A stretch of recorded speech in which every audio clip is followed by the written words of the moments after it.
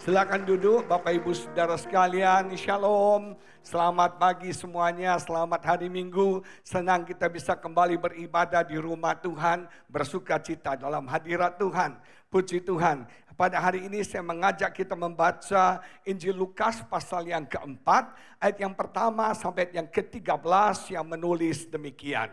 Lukas pasal yang keempat, ayat yang pertama sampai 13 menulis demikian. Yesus yang penuh dengan Roh Kudus kembali dari sungai Yordan, lalu dibawa oleh Roh Kudus ke padang gurun. Di situ ia tinggal 40 hari lamanya dan dicobai iblis. Selama di situ ia tidak makan apa-apa dan sesudah waktu itu ia lapar. Lalu berkatalah iblis kepadanya, "Jika engkau anak Allah, suruhlah batu itu menjadi roti." Jawab Yesus kepadanya, "Ada tertulis, manusia hidup bukan dari roti saja." Kemudian ia membawa Yesus ke suatu tempat yang tinggi dan dalam sekejap mata ia memperlihatkan kepadanya semua kerajaan dunia. Kata iblis kepadanya, "Segala kuasa itu serta kemuliaannya akan kuberikan kepadamu, sebab semuanya itu telah diserahkan kepadaku dan aku memberikannya kepada siapa saja yang kukehendaki. Jadi jikalau engkau menyembah aku," iblis itu ingin kita menyembah dia, "seluruhnya ini akan menjadi milikmu." Tetapi Yesus berkata kepadanya, "Ada tertulis, engkau harus menyembah Tuhan Allahmu dan hanya kepada Dia sajalah engkau berbakti." Kemudian ia membawa Yesus ke Yerusalem dan menempatkan dia di bubungan bait Allah. Lalu berkata kepadanya, "Jika engkau anak Allah, jatuhkanlah dirimu dari sini ke bawah, sebab ada tertulis mengenai engkau, ia akan memerintahkan malaikat-malaikatnya untuk melindungi engkau, dan mereka akan menata engkau di atas tangannya supaya kakimu jangan terantuk kepada batu."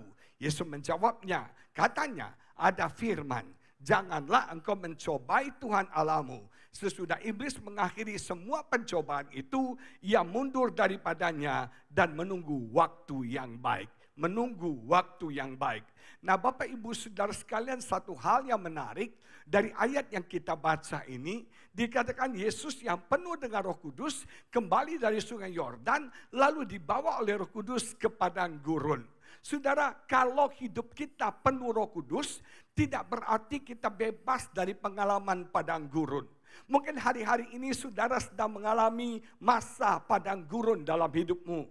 Masa yang penuh kekeringan, usaha gagal, bisnis bangkrut, rumah tangga cekcok terus. Kita sedang mengalami masa padang gurun yang penuh dengan pergumulan saudara, yang penuh dengan ujian. Nah, kalau Anda dipenuhi Roh Kudus, bukan berarti semuanya jadi tenang, aman-aman saja. No, saudara. Orang yang penuh Roh Kudus seringkali saya melihat tantangan pergumulan yang dialami semakin berat. Dan Yesus dikatakan dibawa oleh Roh Kudus ke padang gurun. Orang yang diurapi Tuhan tidak bebas dari masalah. Orang yang diurapi Tuhan tidak bebas dari pergumulan. Seringkali Pak Waldus, betul ya, kita melihat fakta kenyataan orang yang diurapi Tuhan pergumulannya sangat berat sekali. Orang yang diurapi Tuhan tantangan-tantangan yang dihadapi sangat berat sekali. Saya melihat banyak pendeta-pendeta besar di Amerika, di Australia, saudara, yang godaan, tantangan yang dihadapi itu mengerikan sekali. Saudara, tantangan orang yang diurapi itu besar. Dan Tuhan katakan dalam Alkitab, Roh Kudus membawa Yesus ke padang gurun untuk dicobai oleh iblis.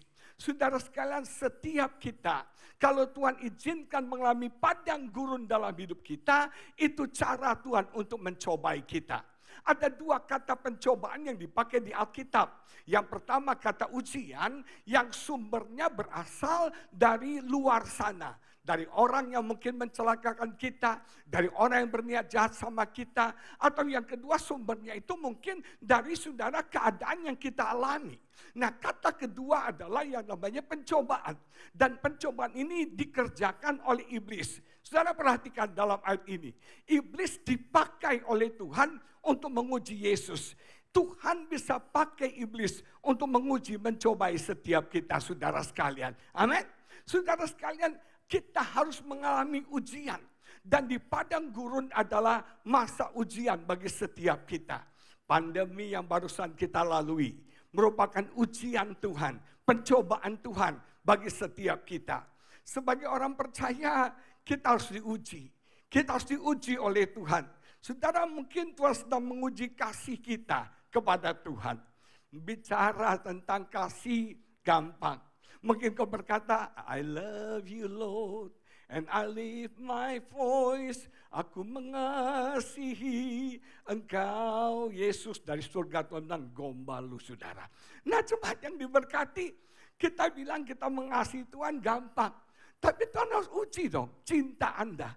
Tuhan harus uji dong kasih Anda kepada Tuhan. Dalam kitab Wahyu kita belajar bagaimana Tuhan menguji jemaat di Efesus. Saudara perhatikan, jemaat di Efesus jemaat yang rohani. Mereka jemaat yang giat dalam melayani. Mereka jemaat yang bekerja keras dalam pelayanan. Mereka memberikan yang terbaik. Kalau mereka melayani, mereka nggak asal-asalan. Mereka melayani memberikan yang terbaik dengan sepenuh hati mereka. Dan dikatakan oleh Alkitab, mereka adalah jemaat yang setia, saudara. Jemaat yang bertekun. Tapi Tuhan mencela mereka karena mereka kehilangan cinta mula-mula mereka. Satu hal yang berbahaya. Kalau Anda melakukan aktivitas rohani, Anda melayani Tuhan, Anda ibadah hari Minggu di NDC Living Word, tapi nggak ada cinta lagi sama Tuhan, nggak ada kasih kita kepada Tuhan, nggak ada something kretek-kretek in my heart ke kita kepada Tuhan, itu yang berbahaya. Nah, orang bilang mengasihi Tuhan gampang. Tuhan harus uji dong, seberapa dalam, seberapa serius, seberapa sungguh-sungguh Anda mengasihi Tuhan. Diuji oleh Tuhan. Suami istri, kadang-kadang kasih itu harus diuji, betul gak saudara? Apalagi cowok kalau jatuh cinta, gombalnya luar biasa. Tahu lagu paling gombal sedunia? I climb every mountain, swim every ocean. Itu lagu paling gombal, saudara. Cewek-cewek jangan GR ya. Gak ada cowok yang akan climb every mountain, yang akan swim every ocean buat lu, gak ada saudara. Gak ada saudara. Dia bilang climb every mountain, swim every ocean, saudara. Hujan aja gak datang kok saudara ya. Budget aja balik pulang ke rumahnya. Nah, cepat yang diberkati Tuhan, yang namanya cinta harus diuji. Yang namanya kasih harus diuji. Kita berkata kepada Tuhan, mungkin saudara, Tuhan harus menguji kesetiaan kita kepada Tuhan. Orang yang setia adalah orang yang tetap berpegang dalam apapun musim yang terjadi dalam hidupnya. Seringkali dalam hidup kita ada musim baik, ada musim buruk. Ada musim kita diberkati, ada musim sepertinya kering, kita nggak diberkati. Nah, yang jadi pertanyaan, apakah Anda tetap setia kepada Tuhan, apakah Anda tetap komitmen kepada Tuhan, saudara, ketika keadaan tidak baik terjadi dalam hidup Anda. Banyak orang, saudara, suka khotbah tentang berkat. Orang tidak suka khotbah tentang penderitaan. Orang tidak suka khotbah tentang aniaya. Anda pelajari Yesus sendiri. Ketika Yesus membuat mukjizat. Yesus memberi makan 5.000 orang. Menyembuhkan orang sakit. Apa yang terjadi? Orang berduyun-duyun datang mengikuti Yesus. Tapi begitu Yesus bicara tentang penderitaan. Begitu dia bicara tentang salib aniaya. Orang meninggalkan dia. Khotbah tentang salib tidak populer. Tapi khotbah tentang berkat itu sangat populer. Orang maunya berkat. Sukses, berhasil. Memang di dalam Tuhan kita diberkati. Ada amin? Di dalam Tuhan kita sukses. Ada amin? Di dalam Tuhan kita bahagia. Betul. Tapi enggak semuanya seperti itu. Tuhan tidak menjanjikan langit selalu biru. Tuhan tidak pernah menjanjikan hidup kita semua lancar-lancar aja. Tuhan tidak pernah janjikan itu. Karena Tuhan gak pernah janjikan itu, jangan klaim itu saudara sekalian. Saudara, seringkali masalah kita alami dalam hidup kita. Pergumulan kita alami, beban berat kita alami. Doa kita tidak dijawab Tuhan. Penyakit kita tidak disembuhkan Tuhan. Apakah Anda masih setia kepada Tuhan? Saya kagum dengan Sadrak, Mesak dan Abednego. Yang berkata begini, sekalipun Tuhan tidak menolong kami. Sekalipun Tuhan tidak meluputkan kami dari nyala api ini, kami akan tetap percaya kepada Tuhan. Saya mau tanya jemaat NDC, sekalipun doamu gak dijawab, Sekalipun bisnismu mungkin belum berhasil, apakah engkau masih setia kepada Tuhan? Ketika kita mengalami aniaya, penderitaan, masalah, pergumulan, apakah kita masih setia kepada Tuhan? Itu harus menguji juga ketaatan kita. Saudara, taat itu harus diuji. Betul gak saudara? Tuhan menguji ketaatan Abraham. Tuhan bilang, Abraham, persembahkan anakmu Ishak yang paling kau cintai itu.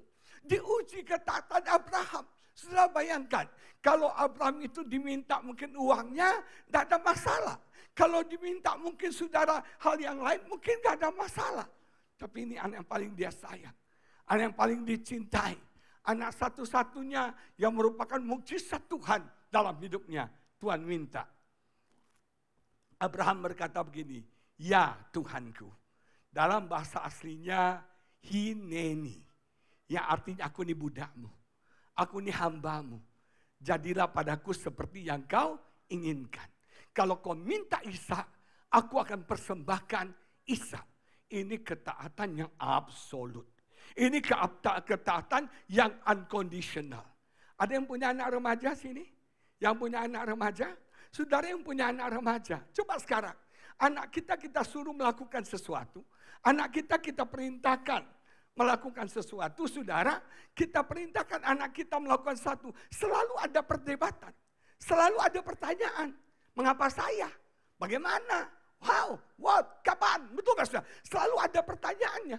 Untuk mereka taat mutlak itu sulit sekali. Betul gak? Sampai sudah kita marah, teriak, baru dia lakukan.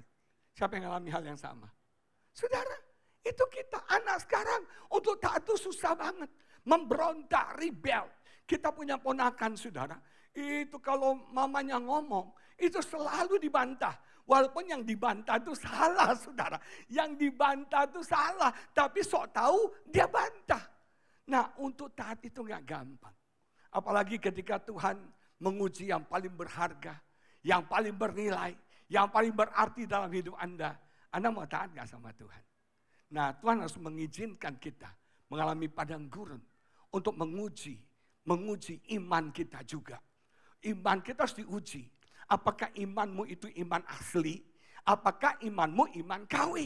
Itu harus uji saudara. Kalau kita mau tahu ini arloji asli atau enggak, harus diuji. Emas ini asli atau enggak, harus diuji. Betul enggak? Dalam nyala api.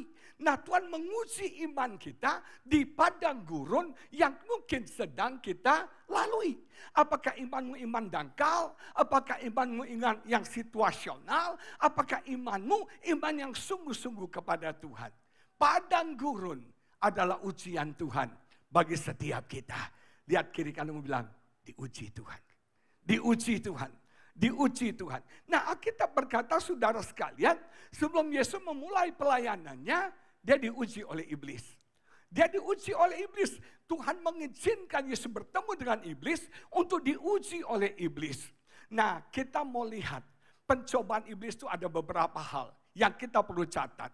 Yang pertama adalah iblis itu mencobai ketika kita ada di padang gurun. Aksesnya iblis itu bekerja di padang gurun. Makanya Yesus dibawa ke padang gurun.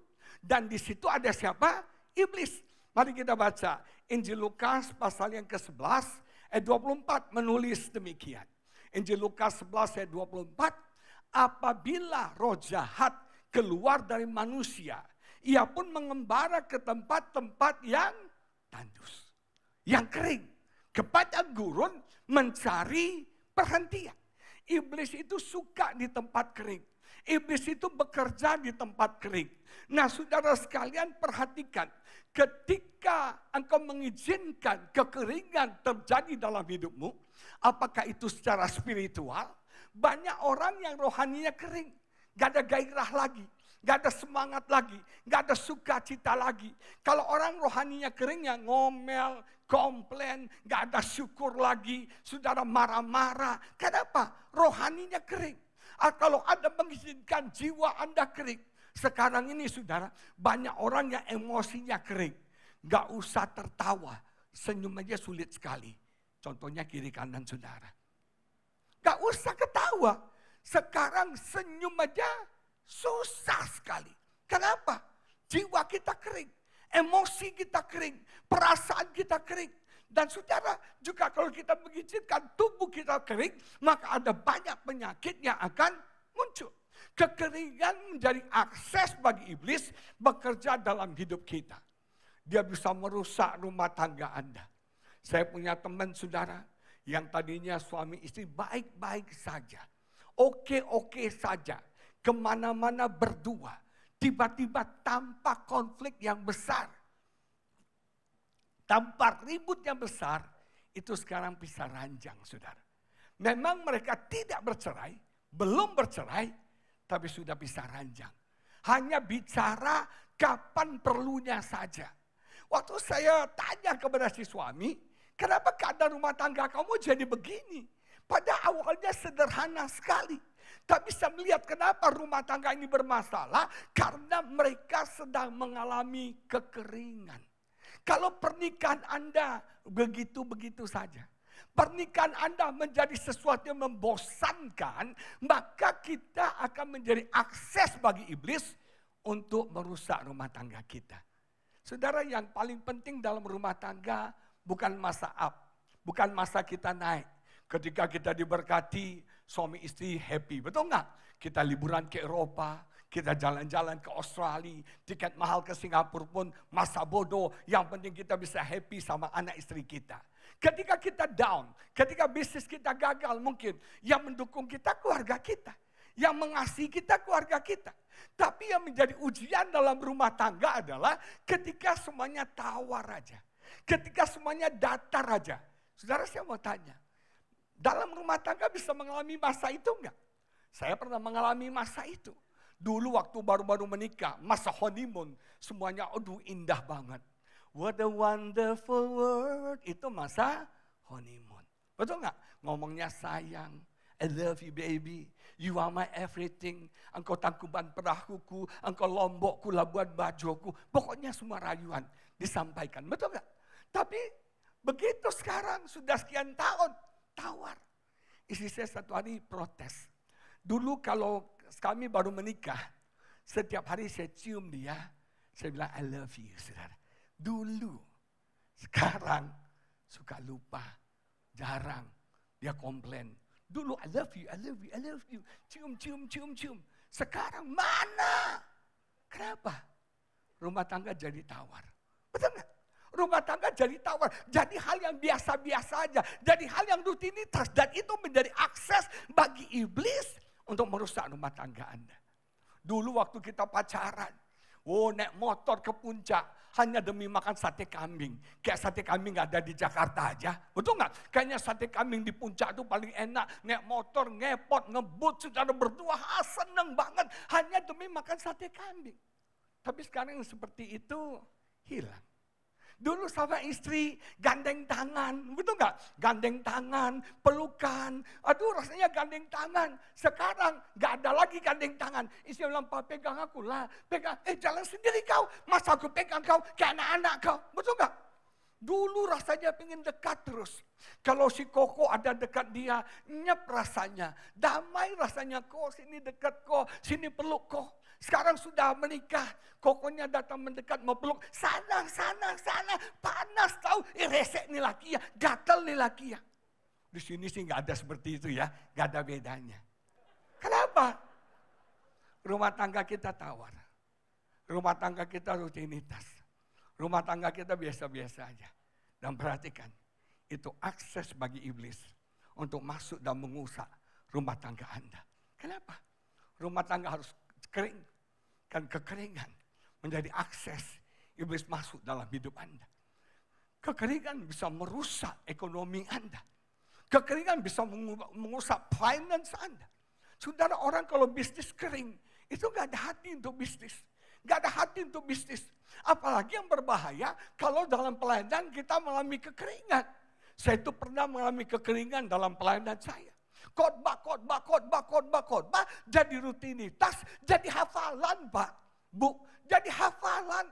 Jadi saya khotbah itu kayak robot, udah hafal, lanjut lagi, besoknya, lanjut lagi, Satu hari saya pernah khotbah itu 5 kali, dan di Surabaya saya pernah seminggu khotbah hampir 25 kali.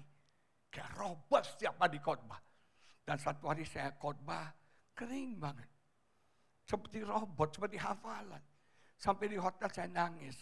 Saya bilang sama istri saya, ini gak benar.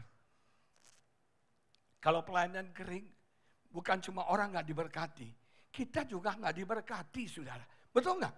Nah, saya belajar, bisa ngalami itu. Sebagai hamba-hamba Tuhan, kita bisa dry. Karena kita, nah yang bahaya itu namanya accustomed with the glory. Kalau kita udah biasa di gereja ya, kita nih hamba-hamba Tuhan. Bagi kita yang namanya praise and worship itu biasa aja. Bagi kita yang namanya musik bagus tuh enggak something special. Karena kita sudah terbiasa dengan itu. Betul gak saudara? Tapi bagi orang yang gak biasa, musik WL tadi nyanyi bagus, musiknya keren, teneng, teneng, tung, tang, tong. Oh, orang bisa nangis-nangis. Bagi kami hamba Tuhan dengan musik yang bagus, diam-diam aja tuh. Kenapa? Kering saudara. Saya jujur ya. Saya sering kali hadir ibadah, saya nggak rasa apa-apa loh. Saya bilang WL-nya nggak bagus. Saya bilang singernya kurang urapan, pemain musiknya duniawi. Tapi Roh Kudus bilang, kamu yang kering, kata Roh Kudus. Bukan hadirat Tuhan nggak ada, kamu yang kering. Karena kamu nggak bisa merasakan lagi hadirat Tuhan. Kamu sudah terbiasa dengan semua yang rohani ini. Coba kalau Anda customer service, Anda lagi kering. Aduh saudara, kalau Anda customer service, Anda kering, itu pelanggan bisa kabur loh saudara. Anda jadi jutek, Anda jadi galak. Betul. Apa deh? Cepat tanda tangan, duit. Betul gak? Coba kalau Asyir di NDC ini orangnya saudara kering. Tadi saya datang, selamat datang Pastor Agus Lutan. We welcome you Pastor, keren banget. Coba kalau orangnya lagi kering jutek, selamat datang, silakan masuk, cepat. Gak boleh ke toilet. Betul gak? Tapi di sini gak ada. Kadang-kadang gak ada beda. Nah saudara sekalian, kita bisa kering loh. Dan kekeringan menjadi akses bagi iblis untuk merusak hidup kita. Nah, kekeringan aksesnya iblis. Tapi Anda tahu, Kejadian 1 berkata, Roh Kudus melayang-layang di atas permukaan air. Saudara, iblis suka tempat kering. Tapi Roh Kudus suka di tempat yang berair. Kalau Anda kering, datang kepada Roh Kudus. Kalau Anda kering, datang kepada Roh Kudus. Maka Roh Kudus akan menyegarkan kita. Roh Kudus akan memulihkan kita. Roh Kudus akan mengairi hidup kita. Sehingga kita semangat lagi, kita pulih lagi. Dan iblis tidak mendapat kesempatan untuk merusak kehidupan kita. Nama Tuhan dipermuliakan. Amin saudara sekalian. Yang pertama, iblis bekerja di tempat yang kering. Yang kedua, iblis mencari momen yang tepat. Makanya saudara yang pertama tadi, Yesus harus dipenuhi. Kita harus dipenuhi dengan Roh Kudus supaya kita tidak kering. Ada Roh Kudus yang mengairi kita. Yang kedua, iblis mencari momen yang tepat untuk mencobai kita. Yang pertama, waktu Yesus lapar. Kalau di situ saya tulis waktu kita lemah. Saya mau bahas ini. Ketika kita craving for something. Ketika kita menginginkan sesuatu dengan sangat kuat. Itu adalah akses. Itu adalah celah bagi iblis untuk mencobai kita. Dengar? Anda punya keinginan untuk kaya. Anda punya keinginan, punya ambisi yang berlebihan. Anda craving for something. Anda menginginkan sesuatu dengan sangat kuat. Itu bisa menjadi akses bagi iblis untuk bekerja dalam hidup kita. Mari kita baca. Yakobus pasal yang pertama, ayat 14 menulis demikian. Tetapi tiap-tiap orang dicobai oleh apa? Keinginannya sendiri. Karena ia diseret dan dipikat olehnya. Tiap-tiap orang, saudara dan saya, semua kita dicobai oleh apa? Keinginan sendiri. Lust, nafsu kita sendiri, karena ia diseret dan dipikat olehnya. Keinginan itu memikat kita. Dan keinginan itu menyeret kita. Kata dicobai itu artinya seperti sebuah perangkap. Yang ada jebak perangkap, yang ada umpannya. Nah kalau Anda mau tangkap tikus, Anda pasang perangkap kan? Dan perangkap itu ada umpannya. Begitu juga iblis. Iblis mencobai kita Dia memasang perangkap dan ada umpannya. Anda tahu umpannya apa? Keinginan diri sendiri. Makanya saudara, saya mau katakan pencobaan datang dari iblis dan dicobai itu adalah dalam kita. Keinginan kita. Kalau orang keinginannya duit, dia cobai dengan duit. Kalau orang punya keinginan akan seks yang berlebihan, dicobai dengan seks. Makanya Yusuf tahu ketika istri Potifar datang mencobai dia, apa yang Yusuf lakukan? Dia lari.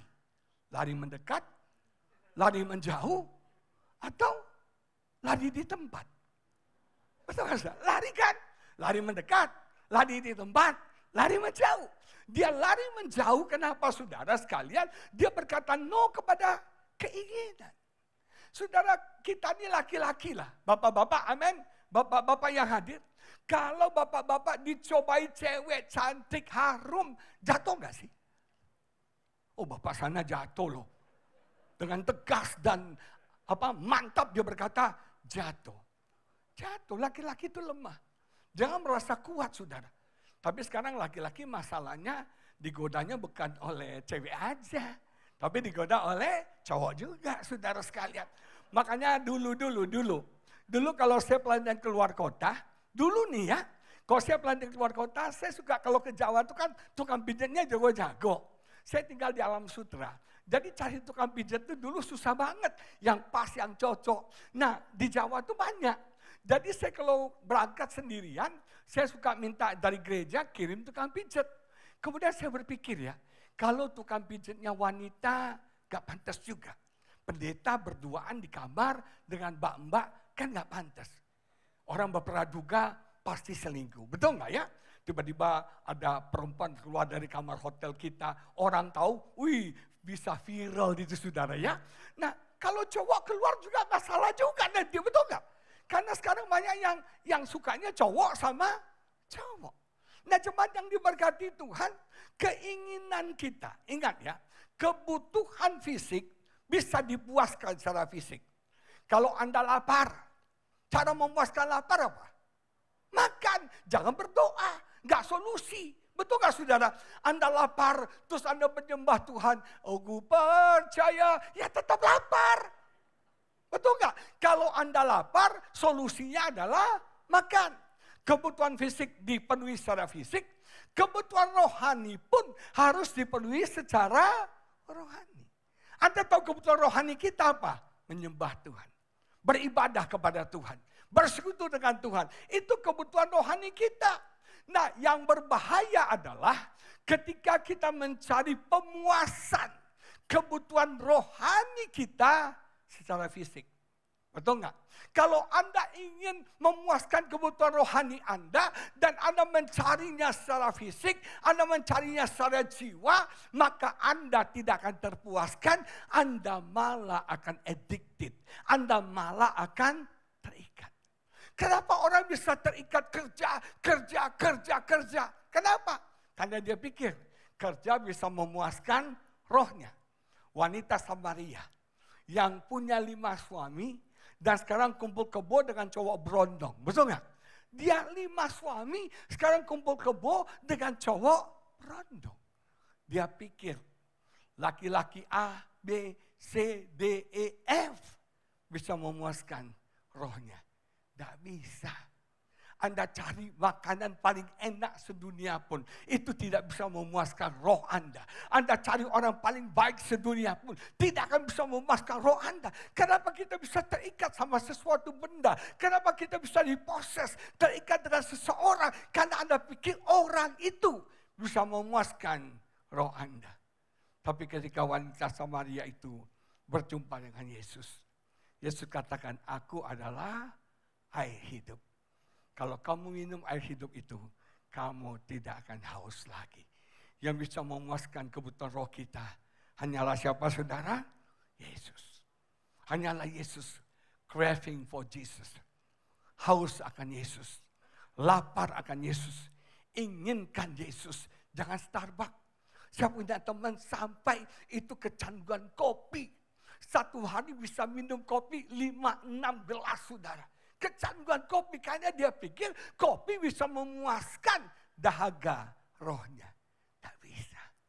Hanya Yesus yang bisa memuaskan kebutuhan roh saudara. Hanya dekat dengan Tuhan. Hanya bersekutu dengan Dia. Hanya melekat dengan Dia. Maka engkau akan puas. Makanya Daud katakan, hanya dekat dengan Allah saja aku akan tenang. Amin saudara. Yang kedua, ketika kita lengah. Makanya ayat terakhir tadi dikatakan, iblis selalu mencari momentum yang terbaik. Waktu kita lengah. Kapan kita lengah? Ketika kita diberkati, ketika kita sukses, ketika kita lagi naik daun saudara. Itu masa yang paling berbahaya dalam hidup Anda. Betul saudara? Itu masa yang paling berbahaya dalam hidup Anda. Ketika kita mengalami kemenangan, kita pesta pora, kita makan minum, datang musuh saudara, hancur saudara. Kita lengah. Banyak orang ketika diberkati, bersyukur harus. Tapi kita harus hati-hati dengan berkat Tuhan. Ketika engkau sukses, bersyukur. Hati-hati dengan kesuksesanmu. Makanya kalau saya lihat orang lagi diberkati Tuhan, dalam hati saya berkata ini bahaya. Kalau dia nggak hati-hati, dia bisa jatuh. Anda tahu, godaan yang terberat bukan waktu kita di bawah. Tapi godaan terberat waktu kita di atas. Alkitab menulis masa penampian. Masa penampian, ditampi. Ada yang pernah tinggal di kampung? Kayaknya mukanya keren-keren semua ya. Gak ada yang pernah tinggal di kampung. Saudara, kalau Anda tahu penampian, padi atau gandum itu kan dipanen tuh. Ditaruh di satu tempat, ada dua proses. Proses yang pertama diinjak. Nah mungkin saudara ketika Anda dicobai, Anda diinjak-injak. Nah ketika diinjak sakit, aduh gak enak, masalah, pergumulan, gak nyaman. Tapi biasanya ketika diinjak-injak orang kuat. Betul gak? Tahap kedua apa? Diambil garu, diangkat. Yang namanya gandum akan jatuh, yang namanya jerami akan terbang. Nah ini yang paling berat Pak. Ketika engkau diberkati Tuhan, pelayananmu sukses. Bisnismu lagi naik daun. Usahamu maju-majunya. Jangan lengah. Alkitab bilang Tuhan kasih peringatan sama orang Israel. Ketika kamu masuk ke tanah Kanaan. Kamu makan enak. Kamu menjadi kenyang. Dan kamu menjadi gemuk. Hati-hati. Jangan kamu meninggalkan Tuhan Allahmu. Orang jatuh bukan pada waktu di bawah. Tapi orang jatuh ketika diangkat. Makanya jangan lengah. Ketika kita diberkati, kita harus semakin dekat dengan Tuhan. Ketika kita sukses, kita harus semakin dekat dengan Tuhan. Semakin mengandalkan Tuhan, semakin melekat kepada Tuhan. Saudara, kita harus berjaga-jaga. Iblis bekerja di tempat kering dan Tuhan bekerja. Roh Kudus bekerja di tempat yang berair. Ketika Anda kering, datang kepada Roh Kudus. Dia menyegarkan roh kita. Dia memulihkan roh kita. Kita dipenuhi oleh Roh Kudus.